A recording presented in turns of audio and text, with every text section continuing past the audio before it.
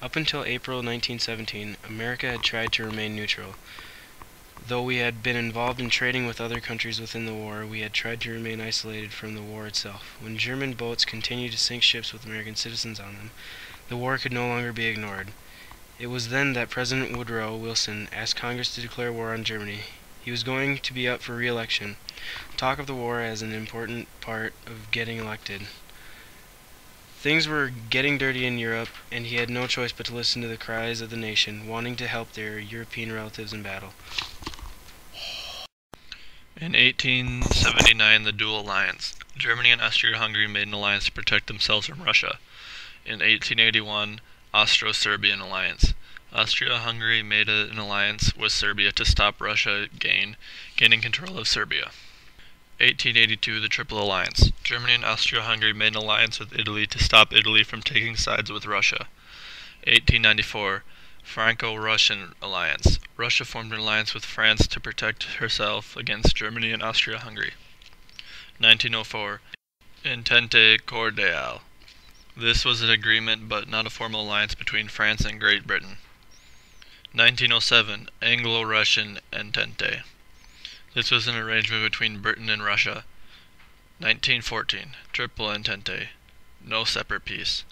Britain, Russia, and France agreed to not sign for peace separately. Although Italy was allied with Germany and Austria, the Allies managed to convince them to enter the war on the Allied side. The only major power was not engaged in the war by 1917 was America. Britain understood the importance of America. Germany did not. The Kaiser's government engaged in reckless policies and eventually brought America into war on the Allied side. With all the different European powers pairing up against each other, the tensions were high and became the biggest cause of World War I.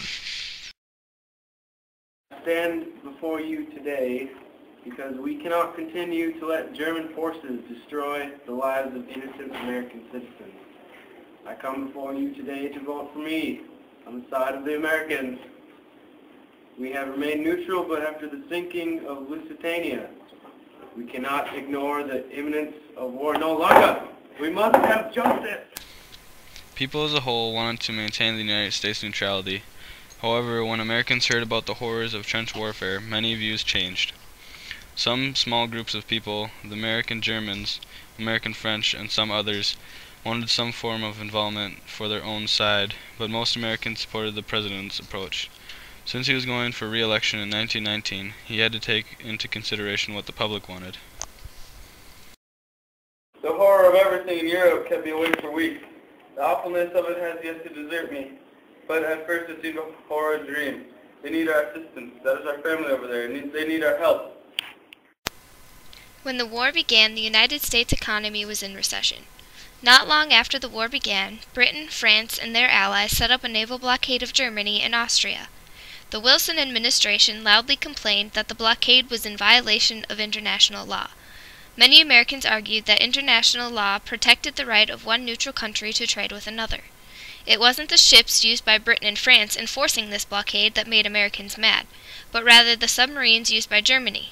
In February 1917, the Germans renewed unrestricted submarine warfare in an attempt to starve Britain.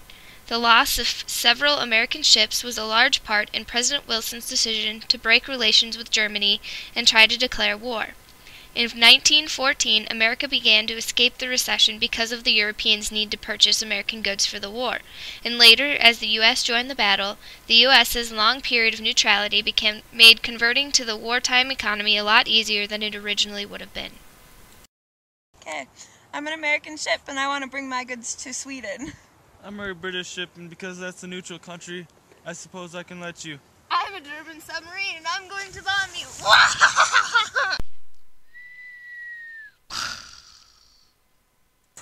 You can't do that! Oh yes, I can! When America entered the war in April of 1917, nearly 3 years of horrific slaughter had bled white the nations of Europe. Daily life in miserable trenches drove men insane. Constant artillery bombardment killed without warning. Massive infantry assaults through no man's land into barbed wire and machine guns caused the death of millions. New technologies, including the machine gun, tanks, airplanes, and barbed wire, helped make the war the bloodiest the world has ever seen. American soldiers fought bravely and well in battles in Cantigny, Belleau Wood, St. Mihiel, and in the Argonne Forest from May to November 1918. With nearly 1 million troops in the line by the end of the war, the American presence finally convinced the Germans that the war could not be won. They had managed to win a war of attrition with France and Britain, but the influx of an endless supply of American troops meant that there was no way the Germans could win. By November 1918, the writing was on the wall, and on November 11, 1918, the guns fell silent along the entire line as an armistice was signed, signaling the end of the war.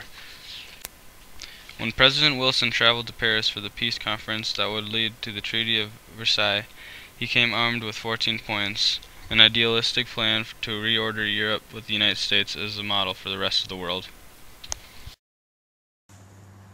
About bloody time you arrived. Don't mind him. What's our first plan of attack? We divide and conquer.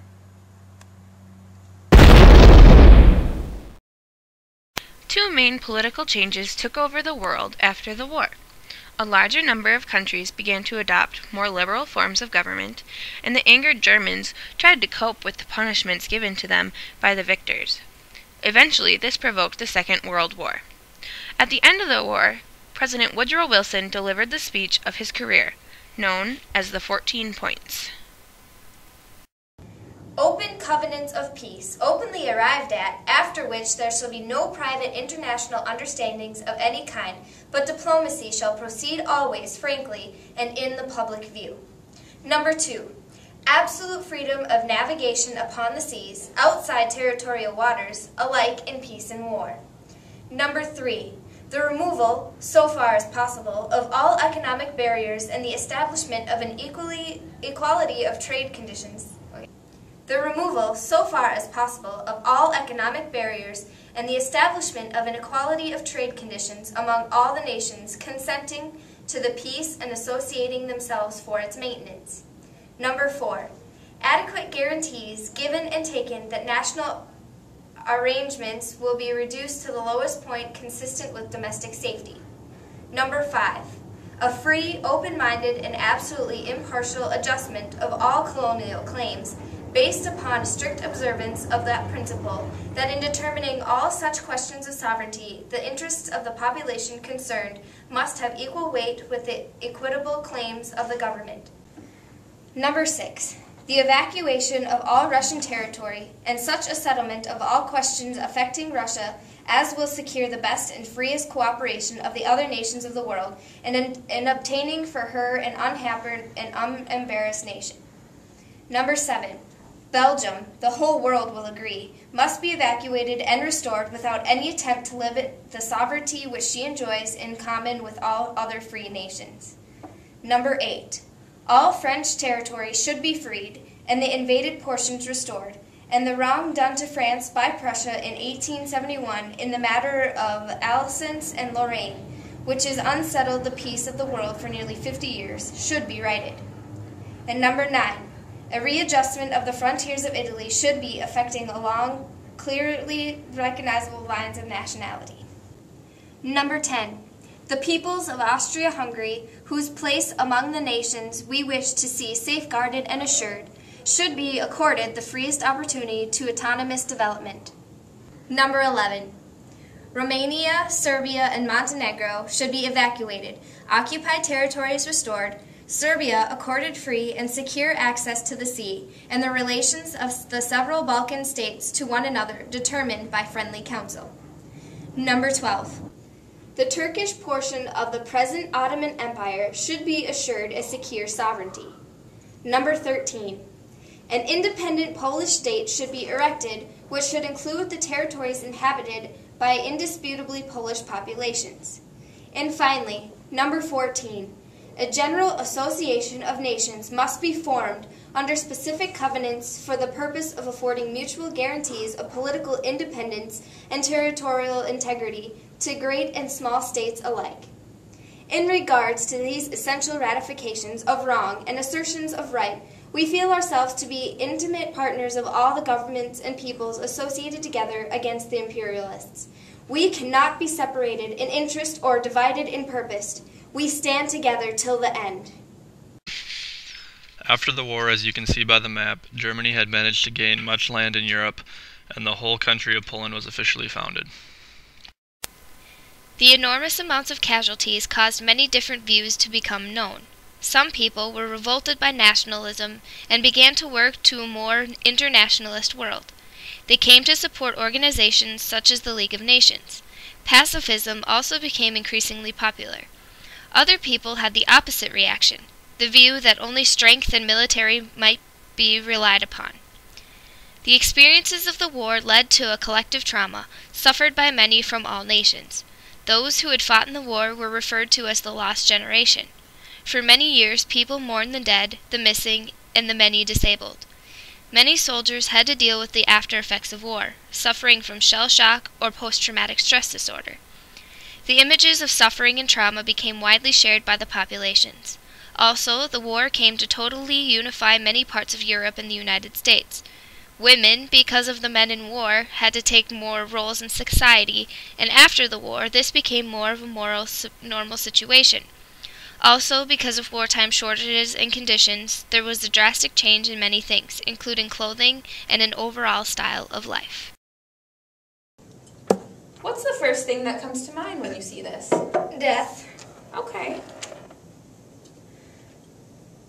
What about with this? Artillery fire.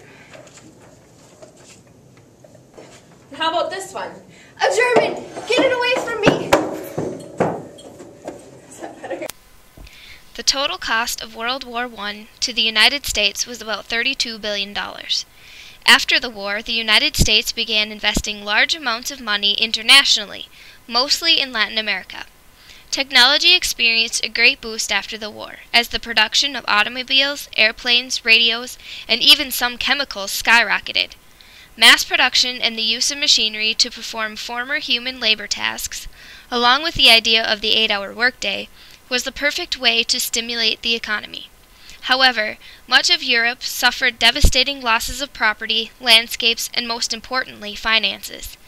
Europe was a major lender before the war, and in just 4 years became seriously in debt. Europe began printing more money to compensate for this large amount of debt, and began a large inflation. Do you have a battery I could purchase? Well, yeah. You count out 34 million and...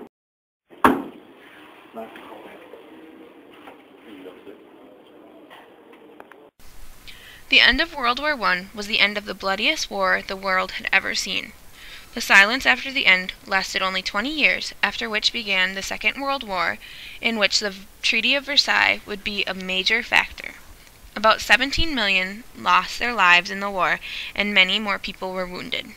There are no longer any veterans left from this war, so we will never again hear firsthand the horrors of the war to end all wars.